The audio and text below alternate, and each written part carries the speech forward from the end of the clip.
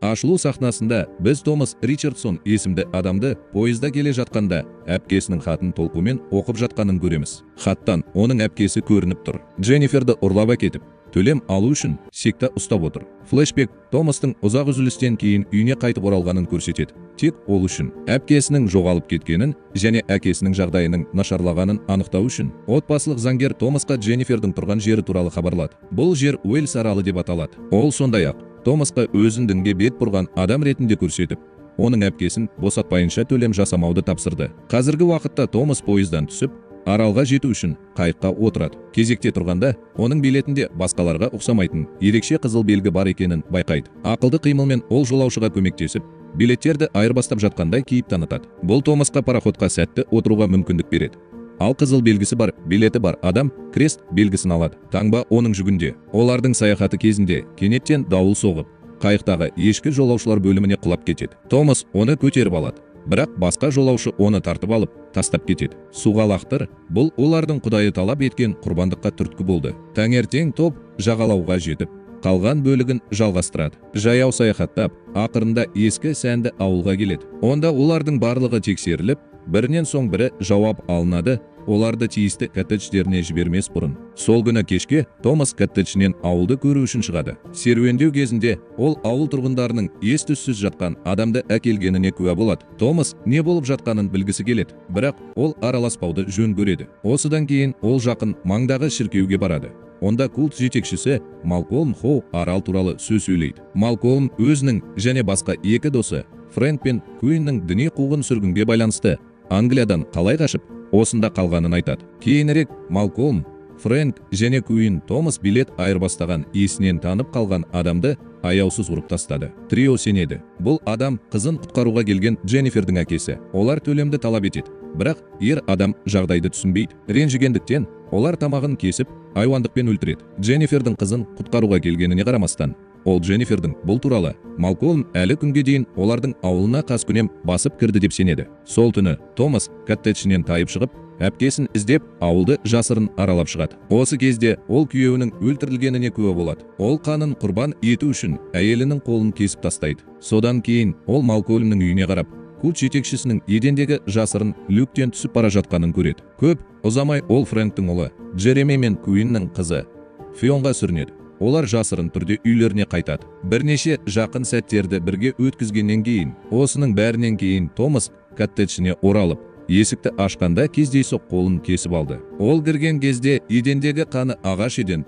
тақталары арасындағы саңлауларға түсініксіз түрде ағып кете бастайды. Келесі күні таңертең Томастың есігін қаққан дыбысы оны ұйқысынан оятады. Есікті ашып, оны тағайындалған жұмысқа шақыруға келген Джеремиді тапты. Жұмыстың ортасында Джереми Томастан кеше түнде сыртта жүргенінің себебін сұрайды. Оған соңғысы жай ғана темекі шеккенін айтады. Біраз уақыттан кейін бала Томасты теңіз жағасына әкеліп, Джереми қаладан қашып кетпек болған тыңшы ұсталғанын түсіндіреді. Арал, бірақ ол теңізге батып кетті. Ол олардың құдайы тыңшыны өлтіріп, күлтін сақтап қалды деп сенеді. Содан кейін Томас оған жоғалған әпкесінің суретін көрсетіп, оның қайда екенін сұрайды. Бұл баланы қатты алаңдатады. Сондықтан ол кетуге тырысады. Дегенмен, Томас оны білгенінің бәрін айтуға мәжбүр етеді. Содан кейін Джереми Дженниферді төлем үшін ұрлап кеткенін айтады. Өйткені оларда культ жоқ, оның мүшелерін тамақтандыру үшін егін жеткіліксіз. Сондай-ақ оларда үздіксіз жұмыс үшін төлеуге қажетті ресурстар жетіспейді. Жануарларды құрбандыққа шалу аралдың құнарлылығын сақтау үшін өте маңызды. Мұны естіген Томас баладан өз миссиясында көмектесуін сұрайды. Ал оның орнына Джеремидің ісін құпия ұстайды. Керісінше, Фион өзінің досы Андреамен сөйлеседі. Ол кездейсоқ Томастың қызы болып шығады. Фион Джеремиден жүкті болуы мүмкін екенін мойындайды. Алайда, ол олардың ұсталып қалуынан қорқады. Өйткені олардың табынуында некеге дейінгі қарым-қатынас күнә болып саналады. Бақытымызға орай, Андреа оны айыптамайды және бұл мәселеде қолдау көрсетуге дайын. Сол күні кешке Малколм дінге жаңадан келген барлық мүшелерді шіркеуге шақырады. Ол ауыл ережесін бұзғанын хабарлайды.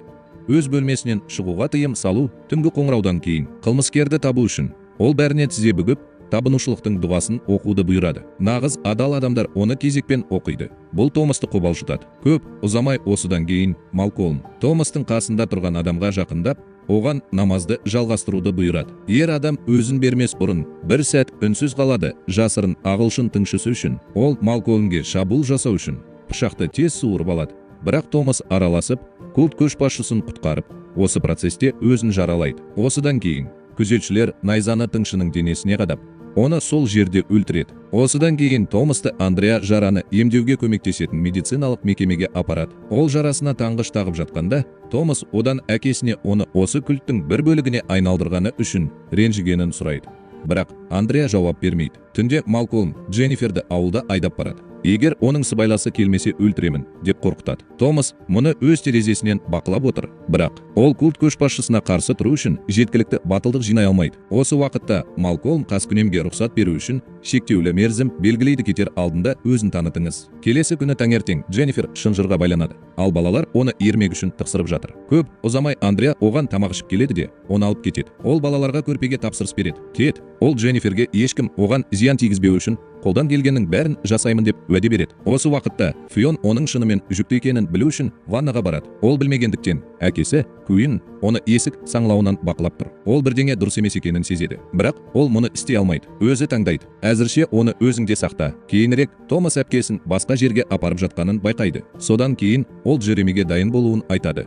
Өйткені ол бүгін кешке жоспарын орындайды. Сол түні Малкольм бүкіл ауылға мереке ұйымдастырып, барлығына тамақ ішуге рұқсат берді. Бұл мереке болды екен. Малкольм барлығын алаңдату үшін, олардың үйлерін тінту үшін ойлап тапқан. Көп ұзамай Томас коттеджінен шығып бара жатып, Андреаға соқтығысады. Ол оны биге шақырады, бірақ ол одан бас тартады. Өйткені ол өзінің құтқару жоспарын орындауы керек. Осыдан кейін Томас Джеремиді Малкольмнің үйінің артында кездестіреді. Ол үйге кіріп, қараңғы түннелге апаратын жасырын жертөлеге кіреді. Бұл арада Малкольм, Куин және Фрэнк Томастың пәтерін тінтуде, онда олар өз үйлерінің едендік жоспарын табады. Бұл жаңалық олардың күдігін растайды. Томас қаскүнем. Бұл олардың үшеуін Малкольмнің үйіне асығуға итермелейді. Фрэнк бірінші болып келіп, ұлын байқайды. Ол ұлын асығыс жіберіп қашып кетеді. Баланың қатысуына байланысты кез келген ықтимал күдік. Біраз уақыттан кейін Куин түннелге кіреді. Ал Малкольм мылтықпен қаруланып, басқа шығуға қарай жылжиды. Түннелдің ішінде Томас өзін бақылап жүргендей сезінеді. Сондықтан ол жасырыну үшін қан мен лайға толы канализацияға сүңгиді. Біраз уақыттан кейін қорқынышты кемпір қаннан шығып, Томасқа қарай ұмтылып, оны қорқытады. Үрейленіп, ол жорғалап шығып, көп ұзамай жағажайдағы қараңғы үңгірге түседі. Ол артқа бұрылғанда әйел жұмбақ түрде жоғалып кетеді. Содан кейін Томас оттықты айналаға қарау үшін қолдан жасалған фонар ретінде пайдаланады. Тек үңгірдің қабырғалары Құдайды бейнелейтін белгілермен жабылғанын біледі. Сыртта Малкольм сол кемпір ағаштың тамырына қамалған қораға барады. Ол арал болып табылады. Бұл культ мүшелері табынатын Құдай. Малкольм жасайды. Ол Томасқа көрінгені үшін сөгіс алады. Содан кейін оны қанымен тамақтандыруды жалғастырады. Әйел қан ішкенде оны байланыстыратын өсімдіктер гүлдей бастайды. Келесі күні таңертең Андреа Томасты үңгірден тауып алып, оған киім ауыстырады. Осы кезде ол оның арқасынан көптеген көгерген жерлерді байқайды. Бұл оған күмән келтіреді. Томас өзінің христиан миссионері болғанын айтады. Ол бір кездері Қытайға христиан дінін енгізу үшін барған. Алайда жергілікті тұрғындар оны ұстап алып, қудалады. Жаза ретінде олар оның арқасын өртеп жіберді. Бұл тәжірибе олардың Құдайға деген сенімін жоғалтуына әкелді.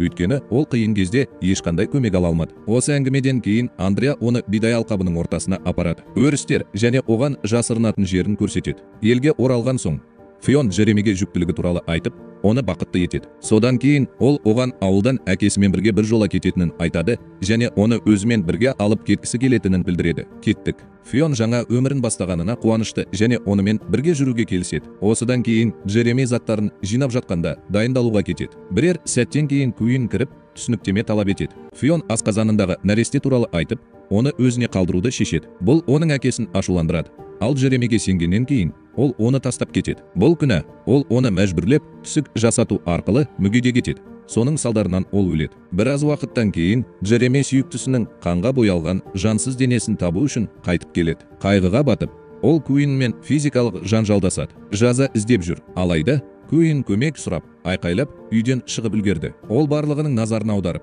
жағдайды манипуляциялап, баланы Фионның өліміне кінәлайды. Аң-таң болып, шарасыз Джереми бидайға қашады. Филдс Андреадан өзінің кінәсіздігін дәлелдеуге көмектесуін сұрайды. Өкінішке орай, қазір тым кеш, өйткені күзетшілер Фионның өліміне кінәлі адамды ұстады. Томас пен Джереми оларды ауылға қайтарады. Келесі көріністе Куин баланы азаптау құрылғысына салып, көпшілік алдында өлім жазасына кесуге дайындалып жатыр. Жаза ретінде, қатыгез түрі ретінде, ол Джеремидің артқы жағындағы тесікті ойып, металл бұрғыны енгізеді. Бұрыл, біраз уақыттан кейін оқиға орнына Малкольм мен Фрэнк келіп, оның әрекеті үшін Куинді кінәлайды. Алайда, оның орнына Куин келесі көріністе Куин баланы азаптау құрылғысына салып, көпшілік алдында өлім жазасына Малкольмді жалған пайғамбар деп атайды және оны әлсіз адам деп атайды. Ол сондай ақ Томасты өлім жазасына кесу арқылы өзін дәлелдеуін талап етеді. Бірақ бұған дейін Фрэнк мылтығын алып, Құдайды өлтіру арқылы бәрін аяқтауға ант береді. Томас бұл алаңдаушылықты күзетшілермен күресу және тұтқындаудан босату үшін пайдаланады. Содан кейін ол Фрэнкті Құдай тұрған қораға дейін қуады. Фрэнк қораға кіре салысымен оны бетперде киген Құдайдың қамқоршысы ұнтақтағыш атып тастайды. Соңғы демінде Фрэнк Томастан қораны өртеп жіберуді сұрайды. Ұнтақтағыш шыққан кезде оны ұнтақтағыш атып тастайды. Томас жасырын өткел арқылы қораға кіріп кетеді. Көп ұзамай оқиға орнына Куин мен Малкольм келеді. Не одан да сорақысы, Куин Бриндерді атуға шешім қабылдады. Бірақ Малкольм оны тоқтатады. Ашуланған Куин культ көшбасшысын атып тастайды. Соның салдарынан ол түнелге түседі. Қораның ішінде Томас ұнтақтағыштың мәйіттен қан алып, оны Құдайға тамақтандырып жатқанына куә болады. Ұнтақтағыш қорадан қысқа уақытқа кеткенде, Томас оны тінтіп, Дженнифердің бір сөмкесін тауып алады. Ол оны асығыс ашып, әпкесін суырып алады. Ағасы мен әпкесі эмоционалды түрде құшақтасады. Ал Томас Дженниферді үйіне апаруға уәде береді. Бірақ дәл осы кезде ұнтақтағыш пайда болып, Дженниферді алып кетпес бұрын Томастың басынан ұрады. Біраз уақыттан кейін Томас есін жиып, қолына ілмектері қадалған ет тартқыш үстелге байланғанын көреді. Оның баяу, өткір тікенектерге қарай тартады. Ақыры саусақтары үзіліп қалады. Бірақ машина денесінің қалған бөлігін ұнтақтай алмай тұрып, Томас әйтеуір үлгереді. Бостандыққа шығып, ұнтақтағышпен күресуді бастаңыз. Ақырында ол қамқоршыны жеңіп, оны сол тегістеуішпен өлтіреді. Осыдан кейін Томас Құдайдың алдында тұр. Ол оны босатуын өтінеді. Алайда, оның орнына ол фонарды алып, бүкіл қораны өртеп жібереді. Ол бүкіл ауылға тез таралады. Андреа мен Дженниферді шынжырмен байлап тастаған Куин болса, оларды қайта-қайта ұрықтандыру және ұрпақтарын қанды құрбандық ретінде пайдалану жоспарымен бөліседі. Дәл осы кезде Томас пайда болып бастайды. Онымен күрес. Осы аласапыранның арасында екі қыз Куиннің мылтығын алып үлгереді және оны босату үшін пайдаланады. Содан кейін үшеуі бірігіп, Куинді тұншықтырып өлтіреді. Бірақ өкінішке орай, бұл процесте Томас ауыр пышақ жарақатын алады. Осыған қарамастан, ол қыздарды қайықтарға ертіп барады. Сонда олар қалған ауыл тұрғындарымен бірге аралдан кету. Жолда Томас жерге құлап, алған жарақатынан өліп жатқан сияқты. Қолынан келмейтінін түсініп, олармен қоштасып, әрі қарай жүруді бұйырады. Томас қансырап жатқанда, оның айналасындағы жер мен өсімдіктер өсіп, денесіне енеді. Содан кейін оның көздері Құдаймен бірде пішін мен түске ие болады. Бұл оның аралдың жаңа қамқоршысы ретінде қайта туылуын білдіреді.